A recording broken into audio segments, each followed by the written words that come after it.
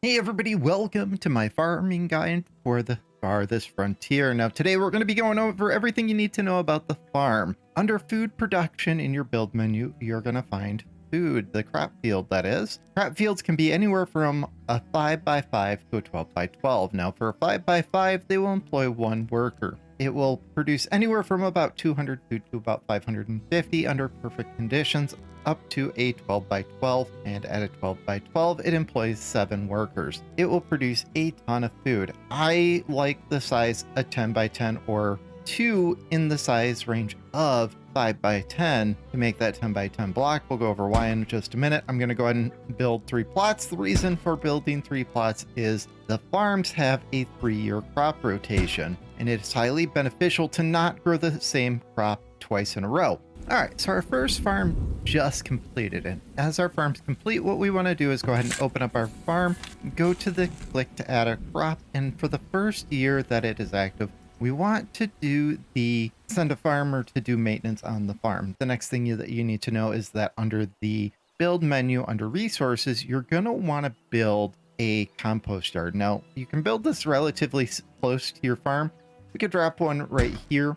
And what the compost yard does is goes and picks up all the poop from all over your settlement and compost it and get it ready to fertilize your plot. I have one up here. It actually is ready to go ahead and fertilize. So what we're going to do is go ahead and click on the ready here, and we're going to go ahead and tell it to fertilize this plot. It will add somewhere between 5 and 10% fertility. It does it the following year, so you're going to get a little icon saying that it's ready to fertilize. If you want to tie in a barn, you need to have a trading post. This is how you acquire cows. Luckily, the first trade that came had cows. Unfortunately, the first trade also had cows, and I had not set up my trade post yet. All right, so all of our fields are done. Our barn is done. Let's go ahead and get started. As you can see, this has gone through a few years of maintenance, and because it's gone through a few years of maintenance, it has now got a weed level of 1%, which is pretty amazing. This one right here is still finishing its cycle, so let's go ahead and start here and show you how to do the rotation. Now, the rotation is highly dependent on what you want to grow, but you don't want to grow the same thing twice in the same field during all 3 rotations. So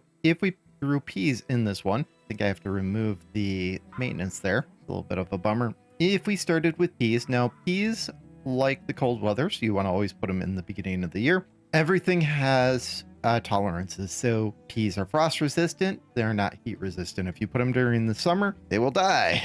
With wheat, it has a high heat tolerance. So you always want to grow it in the middle. With peas, it's frost. You either want to grow it at the beginning or at the tail end. The next part is rockiness, which a lot of things have a lot of rock resistance, which means it's going to work good either way. But it means that if your rockiness is high, it's not going to affect it. The next part is weed suppression. These are crops which naturally fight off weeds. You've got your yield at the top, and then down towards the bottom, you have your impact on fertility. Some will be plus, some will be negative, and then their fertility dependence. So this is a 4 out of 10, which means that if it drops below, I believe it's 40%, it starts to tank the fertility or the crop yield by quite a bit. If we start out with peas, peas give a plus. Peas are also a very short grow time, which means there's a lot of time left in the year. With peas, I typically will pair in a maintenance to the field and then something like a turnip, which is also a very short thing, which has a tolerance to frost at the end of the year.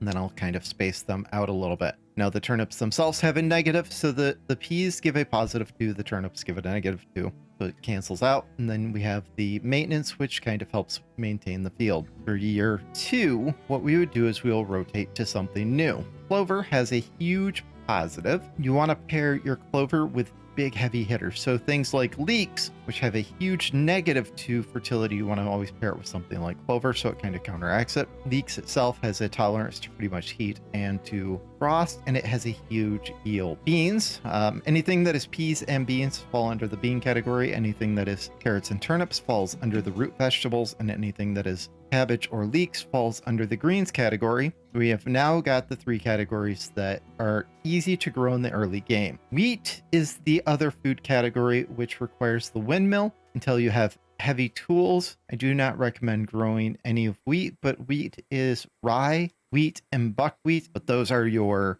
crops for the grains. The last thing that you can grow in your crop fields is flax. Now, flax is used to make all your clothing. It is a huge cash crop as well as a thing that you need to make all of your regular clothes. I do recommend it. It does have a minor negative impact for your fertility, so I kind of recommend pairing it with clover. And kind of what I would do is I would do your clover in the beginning and then do your flax kind of in the middle, because it doesn't have a huge frost tolerance, but it does have a little bit. So you kind of do it right in the middle. And then what you try to do is stagger the harvest times. When these are harvesting, your other fields, you don't want them also harvesting, because you want all of your farmers over here harvesting this field, making sure that it is as productive as possible. So now what we're going to do is we're going to go to the next field, and what we're going to do is rotate this one. Peas, maintenance, turnips, and what we're going to do is go and we're going to start in the second one and do peas, maintenance,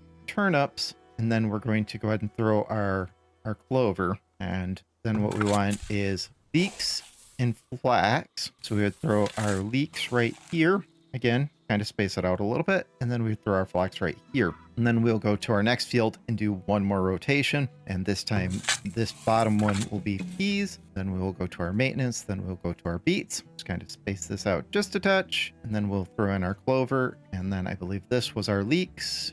And this was our flax. And this is how you rotate it to make sure that you don't get any fungus or any parasites in your fields. With the barn, you can set a grazing area once you have cattle by clicking on the set grazing, and you can tell them to graze in a field. And what will happen is they will go eat things like clover in the field, and then they will poop in the field, and it will increase fertility by quite a bit. You do want to switch it from field to field occasionally, as they will eventually, it gives a fodder quality. Eventually that will get low enough that they will no longer feed. Something that I missed that I should have talked about is the soil mixture.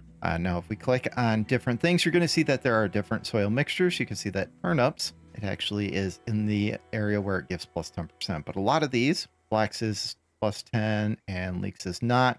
We look at the beans, it's very negative. To adjust this, you will either add clay or you will add sand. Add it and it will show what the target will do to it. Now, if we take a look, you can see that adding it will give 3 of our crops a plus 10% bonus, but it will not give the peas a bonus, but it also doesn't give them a negative. Now, a side note to this is it does take a considerable amount of time for the laborers to bring it over and add it to the field. But thankfully, when they add it to the field, there is no maintenance that needs to happen. They just add it to the field and it is instantaneous. And that is everything you guys need to know about farms. Thank you guys for joining, and we will see you in my trade guide.